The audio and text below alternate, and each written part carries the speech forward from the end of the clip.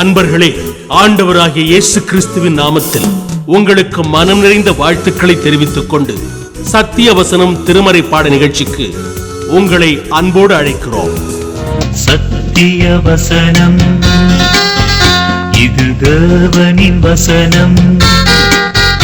நாம் சோர்ந்து போகையில் கரம் கொடுக்கும் நம் தேவனின் வசனம், நம் தேவனின் வசனம். அவருடைய கனிகளினாலே அவர்களை அறிவீர்கள்.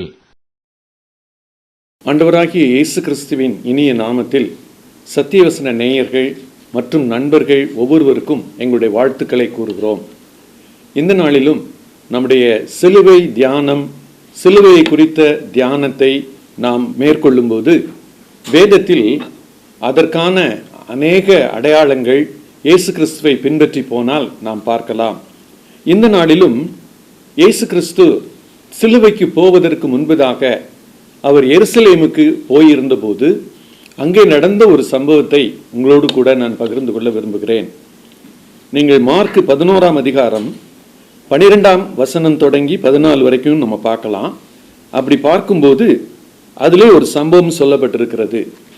இந்த நாளின் தலைப்பு பட்டுப்போன அத்திமரமும் துளிர்த்த விசுவாசமும். இந்த நாளின் தியான வசனம், அவர்களுடைய கனிகளினாலே அவர்களை அறிவீர்கள். அவர்களுடைய கனிகளினாலே அவர்களை அறிவீர்கள். பொதுவாக மனித வாழ்க்கையில் கனி என்று யாரும் சம்பந்தப்படுத்தி பார்ப்பதில்லை. மரத்தோடு சேர்த்து தான் கனியை சம்பந்தப்படுத்தி பார்ப்பார்கள். ஆனால் வேத புத்தகம் சொல்லுகிறது அவர்களுடைய கனி என்று சொல்லி மனிதர்களோடு கனியை சம்பந்தப்படுத்தி காண்பிக்கிறது. மனிதர்களுடைய தன்மைகள், மனிதர்களுடைய சுபாவங்கள் அது கனியாக அறியப்படுகிறது. ஒவ்வொரு மனிதனுடைய சுபாவமும் ஒரு கனியை போன்று வெளிப்படுகிறது. இங்கே ஆண்டவராகிய இயேசு கிறிஸ்து இந்த உலகத்தில் வந்து தன்னுடைய 30வது வயதிலே ஊழியத்தை ஆரம்பித்து அநேக அற்புதங்கள், அநேக போதனைகள் இவைகளை அவர் செய்து கொண்டே வருகிறார். அவருடைய இப்போது உள்ள அந்த பாதை சிலுவையை நோக்கி சென்று கொண்டிருக்கிறது. சிலுவையை நோக்கி அவர் பயணித்துக் கொண்டிருக்கிறார்.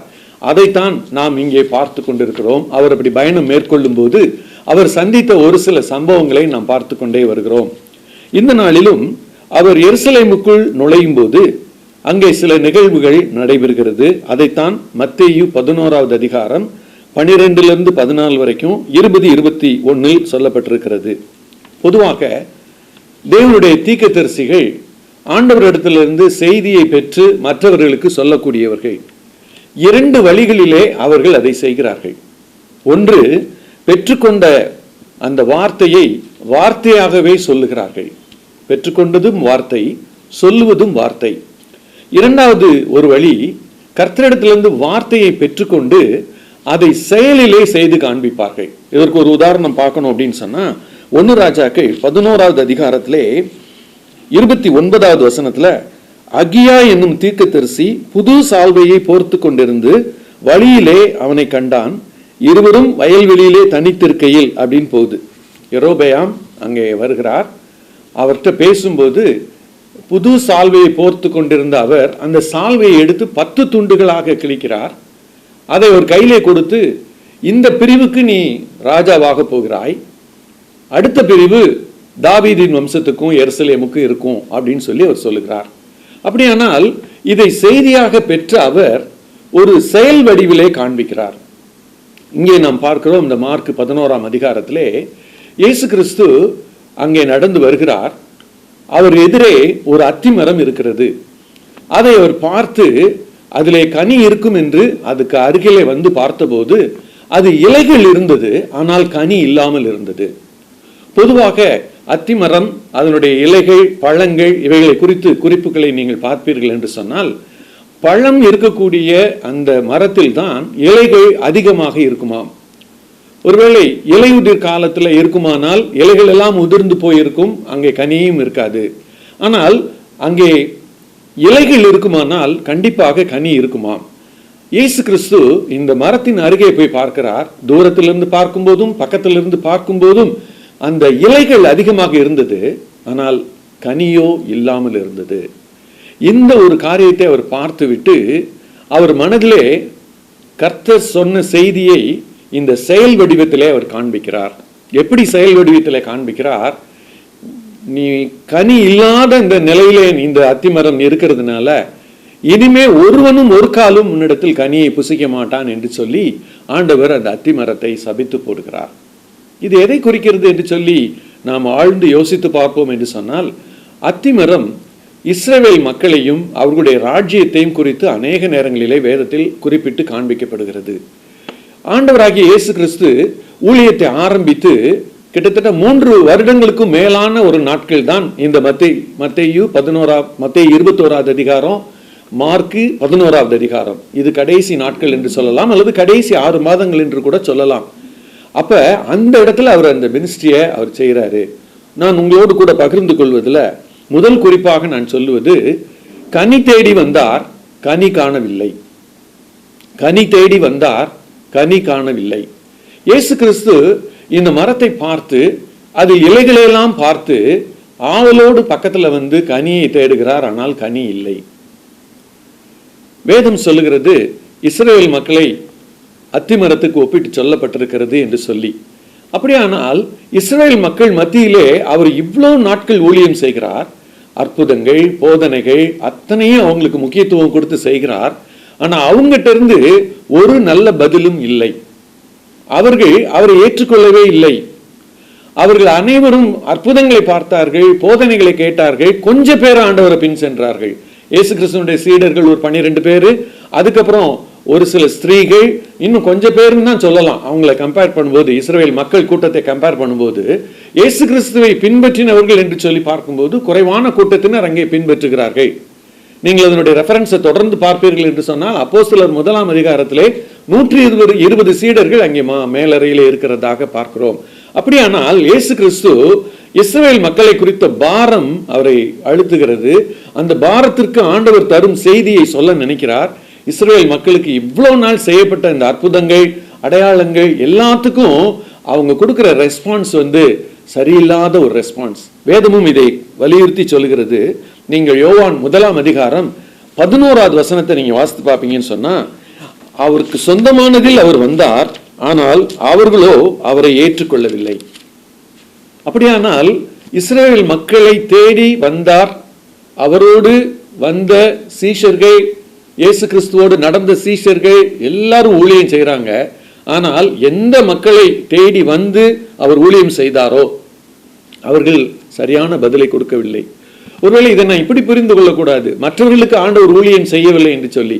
அவர் புறஜாதி மக்களுக்கும் செய்கிறார். 100க்கு அதிபதி வந்து நின்ற போது மத்தேயு 8வது அதிகாரத்திலே வாசிக்கிறோம், அந்த வேலைக்காரனை சுகப்படுத்தி எந்த வித்தியாசமும் காட்டவில்லை. அதே போல ஒரு கானானிய ஸ்திரீ வருகிறாள். அந்த கானானிய ஸ்திரீக்கும் அவர் என்ன செய்கிறார் என்று சொன்னால் அவருடைய மகளை சுகப்படுத்துகிறார். அதை நாம் 15ஆம் அதிகாரத்திலே மத்தேயு 15:22 வாசிக்கிறோம். அப்ப இயேசு கிறிஸ்து அவர்களை ஒதுக்கவில்லை. ஆனால் இஸ்ரவேல் மக்களுக்கு முக்கியத்துவம் கொடுத்து அவர் அந்த ஊழியங்களை செய்தும் அவர்கள் அவரை மேசியாவாக கண்டுகொள்ளவில்லை. அவர்கள் அவரை ஏற்றுக்கொள்ளவில்லை.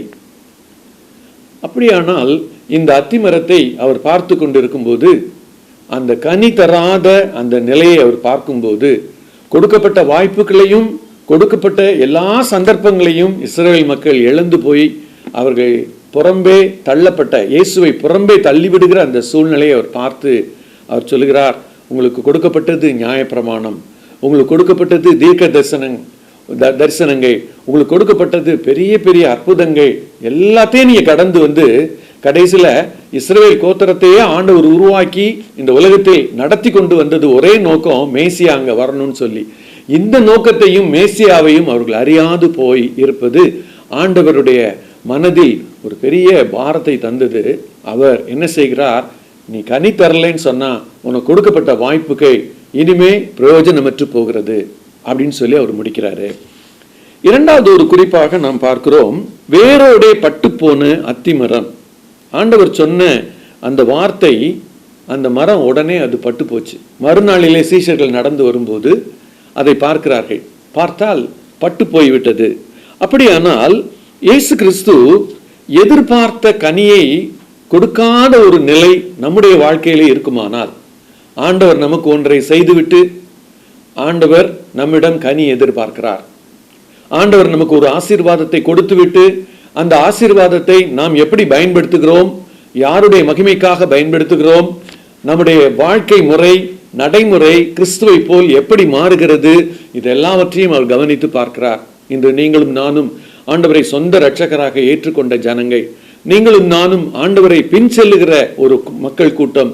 ஆனால் நம்மிடத்தில் இன்று ஆண்டவர் கனி தேடி வருவாரானால், இன்று நம்மை நோக்கி அவர் வருவாரானால், நாமும் அவர்களைப் போல ஒரு இலை தோற்றம், வெளியில இலை உள்ளே கனியற்ற நிலை.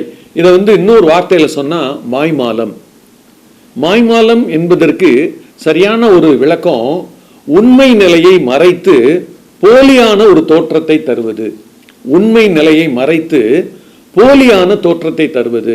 இந்த மரம் அப்படிதான் செஞ்சிச்சு. அந்த மரம் நல்ல இலைகள் விட்டிருந்தது, கனி கண்டிப்பா இருக்கணும்னு எதிர்பார்த்துக்கிட்ட வந்தா கனி இல்லை. இயேசு கிறிஸ்து அந்த மரத்தை அவர் இனி உன்கிட்ட யாருமே கனி சாப்பிட மாட்டாங்கன்னு சொல்லிடுறாரு. ஒருவேளை ஆண்டவராகிய இயேசு கிறிஸ்து இன்றைக்கு உங்களையும் என்னையும் பார்த்து நம்முடைய கனி எப்படி இருக்கிறது என்று அறிய பக்கத்தில் வருவாரானால், நம் அருகே நின்று கனி எப்படிப்பட்டதுன்னு சொல்லி அவர் அறிய முற்படுவாரானால் நாம் என்ன சொல்லுவோம்? லூக்கா இதே அத்திமரத்தை வேறு ஒரு கோணத்தில் அவர் நமக்கு எடுத்து சொல்லுகிறார், ஒரு ஓமையின் மூலமாக. நீங்கள் லூக்கா 13ஆம் அதிகாரம் 6ஆம் வசனம் தொடங்கி 9ஆவது வசனம் வரைக்கும் நீங்க வாசித்து பார்ப்பீங்கன்னா, இயேசு அத்திமரத்தை வச்சு ஒரு ஓமையை சொல்றாரு. அங்க ஒரு வார்த்தை சொல்லுகிறார், 3 வருடமாய் கனி தேடி வருகிறேன். அந்த 3 வருடம் நான் பார்க்கும்போது உண்மையிலே ஆச்சரியமாக இருந்தது. அது ஒரு ஓமை தான். ஆனால் இயேசு கிறிஸ்துனுடைய ஊழியம் அந்த நாட்களில் அந்த நேரத்துல 3 வருடம் நிறைவேறி இருந்தது. இன்னும் எஞ்சி உள்ள மாதத்திலும் அவர் ஊழியத்தை செய்து கொண்டிருந்தார், சிலுவை நோக்கி போய் கொண்டிருக்கிறார். இதுதான் அந்த கால சூழல். அப்ப இயேசு கிறிஸ்து அந்த ஓமையை சொல்லும் போது சொல்லுகிறார், இதை ஏன் கனி கொடுக்கலைன்னா அதை வெட்டி போட்டுரு அப்படின்னு சொன்னபோது அந்த தோட்டக்காரன் கேட்கிறார், நான் இதை எருக்கொத்தி நான் அதை சரிப்படுத்துவேன், இன்னொரு வருஷம் அது இருக்கட்டும்னு சொல்லி அவர் கேட்கிறார். அப்படியானால் இயேசு கிறிஸ்து அங்கே நாம் பார்க்கிறோம், உடனே இனிமே கனி நீ யாருமே சாப்பிட மாட்டாங்க அவ்வளவுதான் சொல்லி அங்க முடிக்கிறாரு. ஆனா அதே அத்திமர இன்னொரு உதாரணத்துல அந்த தோட்டக்காரன் இடையில வருகிறார். ஒருவேளை இயேசு கிறிஸ்து நமக்கும் தேவனுக்கு இடையில அநேக நேரங்களில் எப்படி பரிந்து பேசுகிறார் தெரியுமா? கனி கொடுக்கவில்லை, அழித்து விடாதீர்கள். கனி கொடுக்கவில்லை, இதை வெட்டி போட்டுறாதீங்க. நான் இன்னும் ஒரு வருடம் ட்ரை பண்ணுவேன், இன்னொரு வருடம் நான் எருக்கொத்தி அதை சரிப்படுத்துவேன், கனி கண்டிப்பா கிடைக்கும் அப்படின்னு சொல்லி இயேசு கிறிஸ்து இன்றும் நம் பேரிலே பரிந்து பேசுகிறார். வேதத்தை நம்ம வாசித்து பார்ப்போம்னு சொன்னா, ஆண்டவராகிய இயேசு கிறிஸ்து பரலோகத்திலே பிதாவின் வலது பாசத்திலே அமர்ந்து உங்களுக்காகவும் எனக்காகவும் அவர் பரிந்து பேசுகிறார். அநேக நேரங்களிலே நாம் கனி கொடுக்க தவறுகிறோம். கனி கொடுக்க தவறிவிட்டோம் என்பது கூட நமக்கு தெரிய மாட்டேங்குது. ஏன்னா இந்த இலை தோற்றம், அதாவது பொய்யான தோற்றம், வெளியில கனி கொடுப்பதை போல நாம் பேசி விடுகிறோம், கனி கொடுப்பதை போல என்ன செய்து விடுகிறோம், ஒரு தோற்றத்தை கொடுத்து விடுகிறோம். ஆனால் உண்மையிலே உள்ளே கனி இல்லை.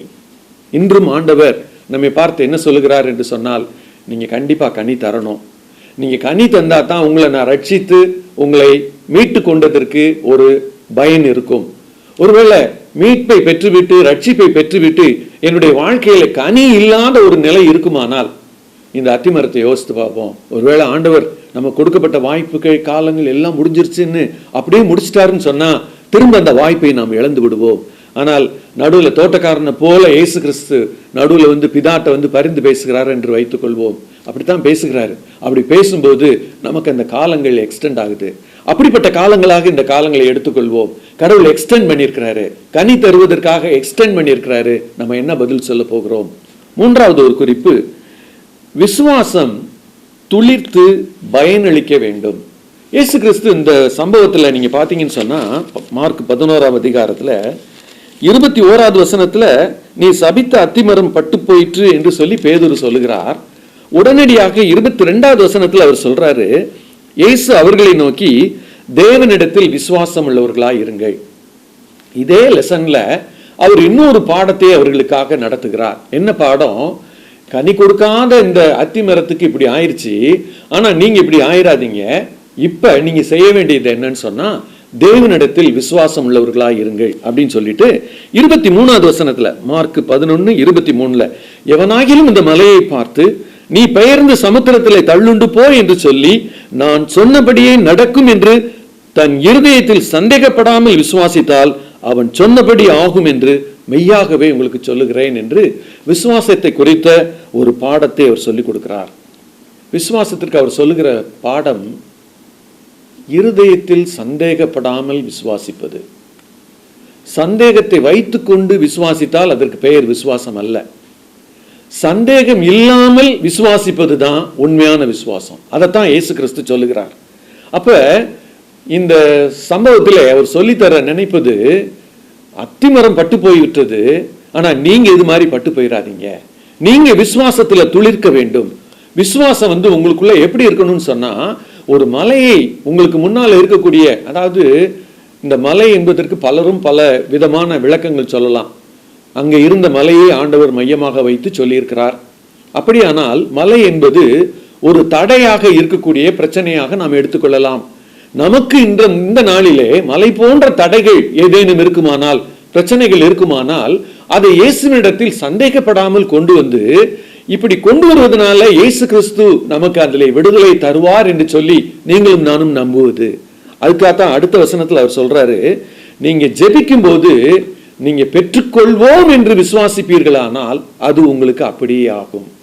அப்ப இந்த விசுவாச பாடத்துல அவர் சொல்லி தருகிறார், நீங்க சந்தேகப்படாம விசுவாசிங்க, ஜெபிக்கும் போதே என்ன செஞ்சிருங்க, பெற்றுக்கொண்டோம் என்று விசுவாசியுங்கள் என்று சொல்லி இந்த பாடத்தை நாம் ஏற்றுக்கொண்டு நம்முடைய வாழ்க்கையில இருக்கக்கூடிய பிரச்சனைகளுக்காக ஜெபிக்கும் போது, இது கண்டிப்பாக மலை போன்ற பிரச்சனையாக இருந்தாலும் இது அகன்று போகும் என்ற விசுவாசத்தோடு நாம் ஜெபிப்போம்.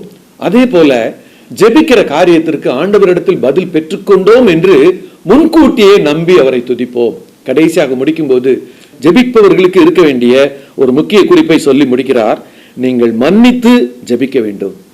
இந்த நாளில் ஒருவேளை மன்னிப்பு யாருக்கும் வழங்காமல் இருதயத்தை கடினமாக்கி கொண்டு ஜெபிப்போமானால் ஒருவேளை நம்முடைய ஜெபம் அங்கே தடையாக நின்றுவிடும். இந்த அருமையான வேளையிலே 3 குறிப்புகளை நாம் பார்த்தோம்.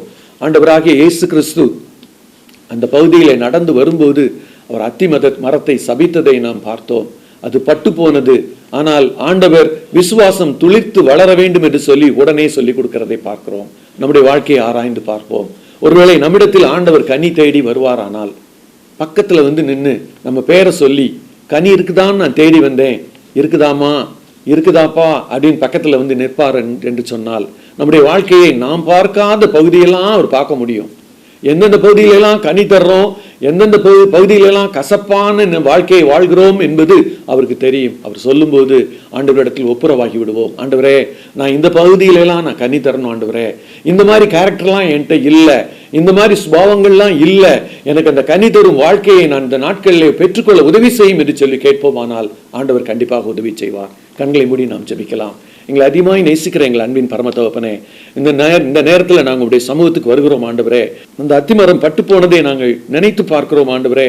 எங்களுக்கு கொடுக்கப்படுகிற வாய்ப்பு எப்போது நிறுத்தப்படும், எப்போது முடியும் என்று தெரியாத ஆண்டவரே. நாங்கள் அதற்குள்ளாக கனி தரும் வாழ்க்கைக்கு வந்துவிட எங்களுக்கு உதவி செய்யும். அதே போல நீர் அந்த பட்டு போன மரத்திற்கு பிறகு நீர் எங்களுக்கு சொல்லிக் கொடுக்கிற ஒரு பெரிய வாசகம், நீங்க விசுவாசம் உள்ளவர்களாய் ஜெபத்தில் எவைகளை கேட்பீர்களோ அவைகளை எல்லாம் பெறுவீர்கள் என்று சொல்லிக் கொடுக்கிறீர் ஆண்டவரே. விசுவாசத்தோடு நாங்கள் ஜெபிக்கவும், பெற்றுக்கொண்டோம் என்று விசுவாசித்து ஜெபிக்கவும், மற்றவர்கள் குறையை மன்னித்து ஜெபிக்கவும் எங்களுக்கு உதவி செய்யும். எல்லா துதி கனமகியமாவே உமக்கே ஏறெடுக்கிறோம். ரட்சகர் இயேசு கிறிஸ்துவின் இனிய நாமத்தில் ஜெபத்தை ஏறெடுக்கிறோம் எங்கள் ஜீவனுள்ள நல்ல பரம தகப்பனே. ஆமென்.